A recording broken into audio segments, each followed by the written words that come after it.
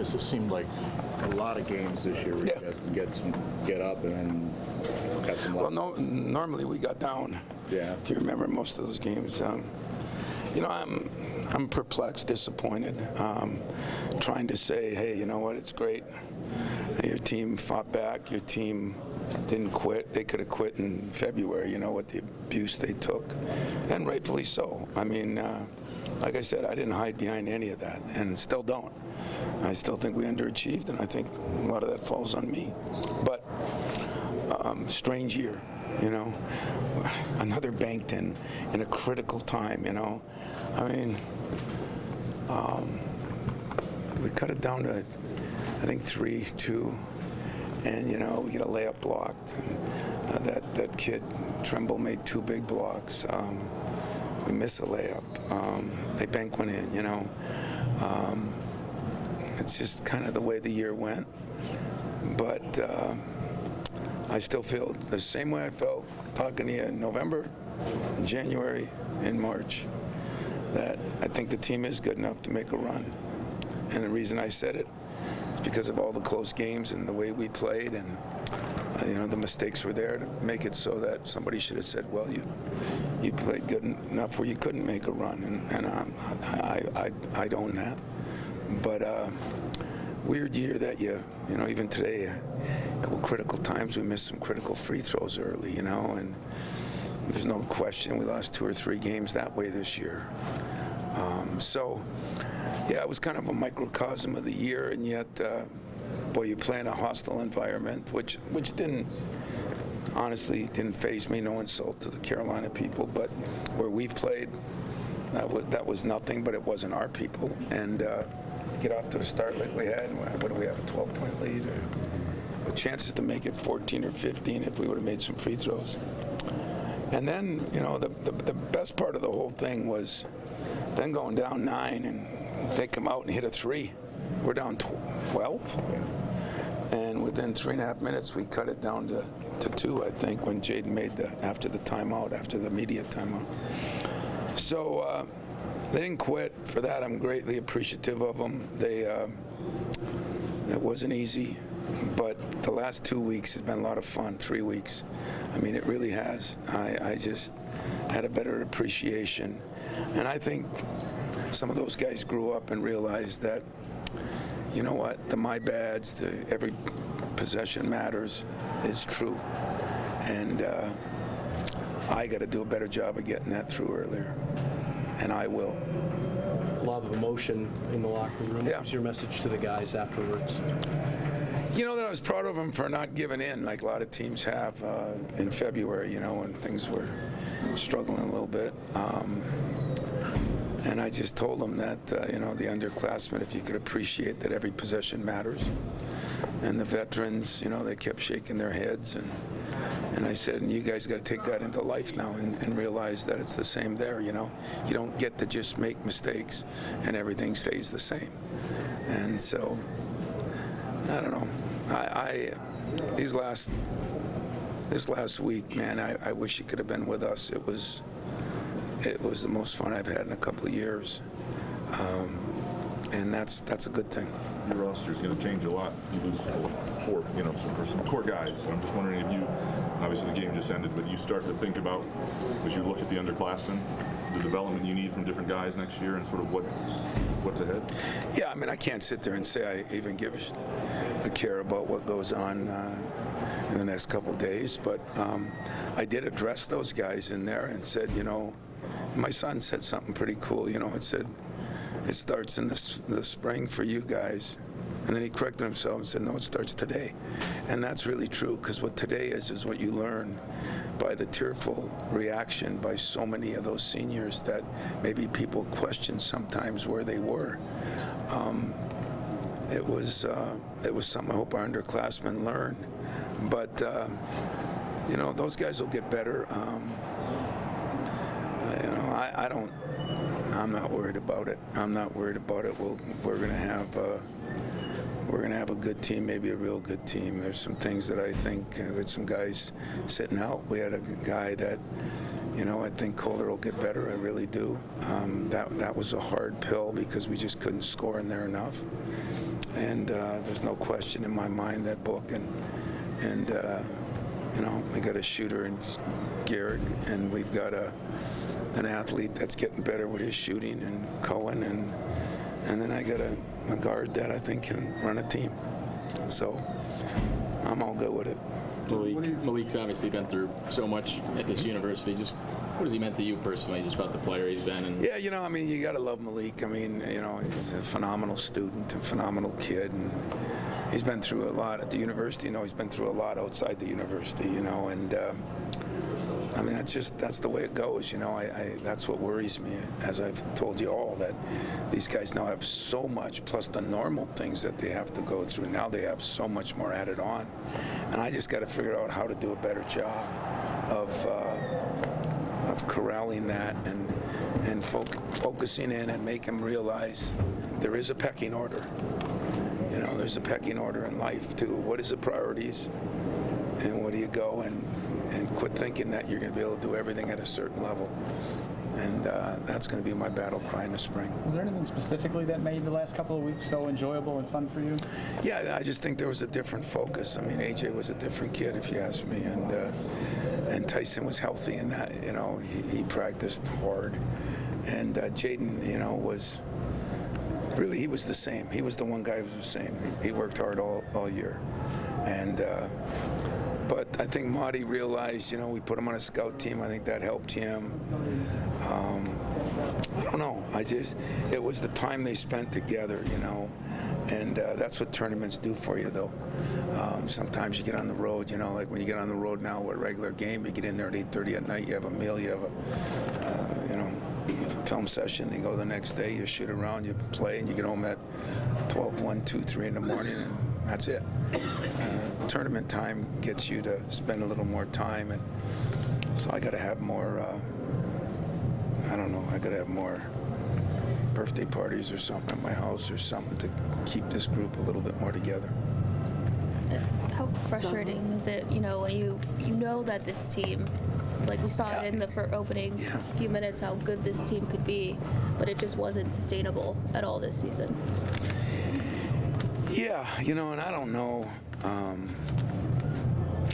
You know, I'm really going to have to take a look at it after the year, because there were some things, you know, we played some tough opponents early. I mean, look, now we played 3 number 1 seeds, you know, or maybe if Tennessee wins, who knows what they would have been. And I think I saw something last night where we played, I forgot how many teams that are in the tournament, but it was a lot, you know, and you kind of saw what George Mason did, or James Madison did last night. And, you know, other teams had problems too, you know, Illinois early, Wisconsin in the middle.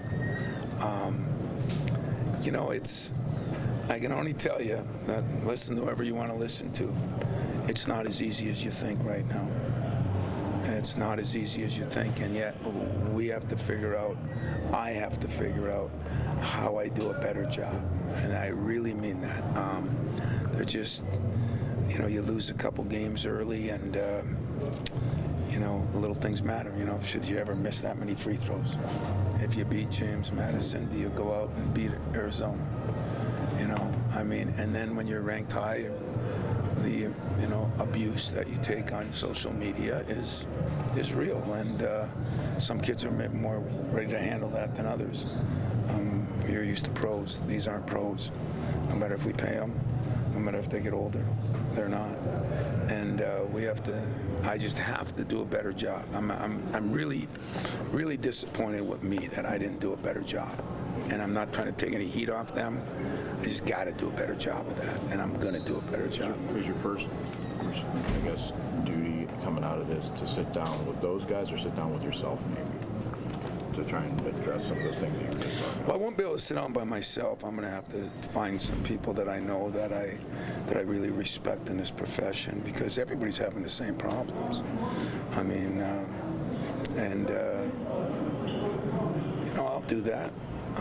That'll be good. I mean, it's not going to be a complete overhaul. It's just going to be tweaking some things, you know, and maybe as I told AJ, you know, if he led like he did the last couple of weeks throughout his career, and that's not putting it all on him, but a team needs a leader. and it's the coach's job to help develop that. So I got to do a better job of that too. So it sounds to me like before I worry about recruiting, or which I'm going tomorrow, or before I worry about all these other things, I got to figure out what I got to do a better job of, and there'll be nobody. You don't have a candle to hold to a heart. I'll be on myself compared to the other people, and it won't even be close. Write what you want, say what you want, tweet what they want. It won't be close. What are you going to miss about Steve, the player? Obviously, he's been around the program his whole life. Yeah. Probably not. No, I'm going to miss Steven. We walked down the hall together, and he cried like a 2-year-old. And I think there's times I wonder if he even cared he was on the team. Only because how would you like to practice every day and not even have a chance to go in, and be in all the meetings and go through all the stuff and not getting paid for it. I'm going to miss him because it was one of the joys I had that I got to spend time with a guy that I didn't spend enough time with younger. And that was one of my messages to the team, make sure you take care of the people that really matter the most to you. It's hard to do, but do a better job of that too. Really, it's a lot more positive than it sounds like from coming out of my mouth right now, because you hit the nail on the head. I do believe this team was good enough to make a good run. And I think we showed it at times. And when we didn't, it was some of the most bizarre things that could happen, as I go back to all of them. I mean, from that opening game, 1 for 20, and to Nebraska, 3 threes that shouldn't have gone in a million years and played pretty good. To Minnesota, going 7 for 17 and missing front end zone 1-on-1. And I can overcome those things, and players got to realize it, and I guess I got to realize it. So I'm hurting for them, hurting for Steven, because I love those other guys, but I love him to death. And I'm gonna try to help those guys get where they want to get and do what they want to do. And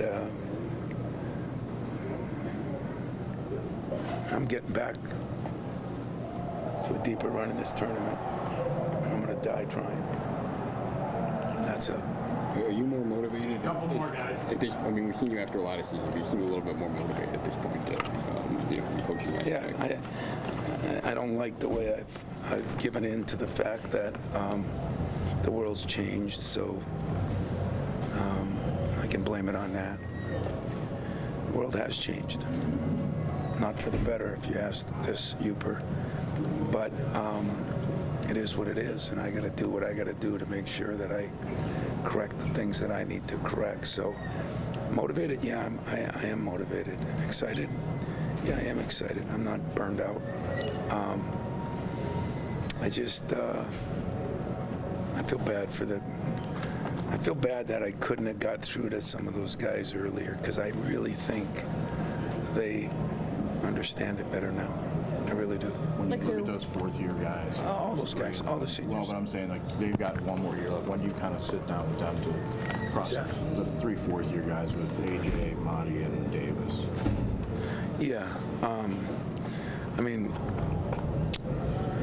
I think Monty was set to stay and finish out. AJ, I think, was set to go from the beginning. He's a year older, as we all know. And Davis, he's trying to figure out what he wants to get into. But yeah, I'll sit down with all those guys, and we'll talk and try to help them get where they want to get, for sure. But you hope to teach guys something, but guys teach you something too, and I've learned a lot from AJ. I really have. And I've learned a lot from Davis. Davis has been unbelievable. I love the kid. And Marty, it's harder to learn as much from him because he just doesn't open up. And then of all days, I had to watch part of his show today love Monty. You know, how do you not love him? I mean, what he's done, and you know, he made a couple nice offensive plays today. There's no question that he's a better player than he played too. He's the one guy that I'm not sure what the reasons are. You know, I thought he had a little bit of a disappointing year from where I thought he was headed, and but I also know he had a couple of traumatic things that happened, and I just don't know because he doesn't explain it. So that's what I got to do a better job of. I got to figure out how to get in people's brains a little bit better than I have. It's going to be harder, Tom, to turn the page on this one when you feel like you have a little meat on the You know bone? what? It is, because even though we look like we got killed, I believe everything I've told you for really the whole year. I have not changed one bit, and I'm going to go home and say to myself, because I'm not going to say it publicly because I'm not in the mood to get abused on that, and rightfully so. But this one's going to sting a little longer because I think there were times you saw a very good basketball team, and but consistency is what we've always preached in this program, and we were consistently inconsistent, and I have to be held accountable for that. I guess like See you, Paxton. you talked about wanting to go on like another deep tournament run. Do you feel like you're kind of up against the clock with that a little bit? No. You know, saving 74, 73, whatever he is. You know what? You're old as you feel. If somebody wants me out, that's fine. I'll go somewhere else. I'm a coach. So I haven't finished what I want to accomplish, and so I'm going to try to do that as long as, you know, are things more frustrating? 100%. But I don't know, man. I think they help energize me the last couple of weeks, because I went to bed saying, "You dumb SOB, you were right." That sounds so arrogant, so you can write it that way if you want, but it's the truth. And I was right. And everything I said to him, I was right. But I didn't say it just from me. I said it from my former players. I said it from my assistant coaches. Just didn't do a good enough job of getting it through to them. And that's what I got to do a better job of. What sort of mark did Tyson leave on this program? You get him and Yeah. it changes into something quite different. You know what? You got to love him. I mean, that's the advantage of, you know, you can say he was in the transfer portal. He was, sort of. I don't even know if he went in it because it was too early before that. But he, you know, he was somewhere for 3 years. And I look at his first year, that statement he said after the Duke game that this was the biggest thrill of my life, and he thanked everybody. And yeah, I really appreciate Tyson. I really do. He's been fun. And God, he's played better in these last couple of weeks. He was still hesitant, I think, on a couple of shots. I'm not sure he was in as good a shape as he needed to be in to play offense and defense, and I think a lot of that was the injury. And once that came, he couldn't get back in shape enough to play at the level he could play offensively and defensively. And remember, that's what we said he was. He was, I thought, the next great two-way player from a Gary Harris. But I don't know. Those will be the things I'll get to talk to him about now that it's over. Okay, be honest with me. You know, tell me what. And I'm actually looking forward to that too. Appreciate it. Well, sorry I couldn't get you guys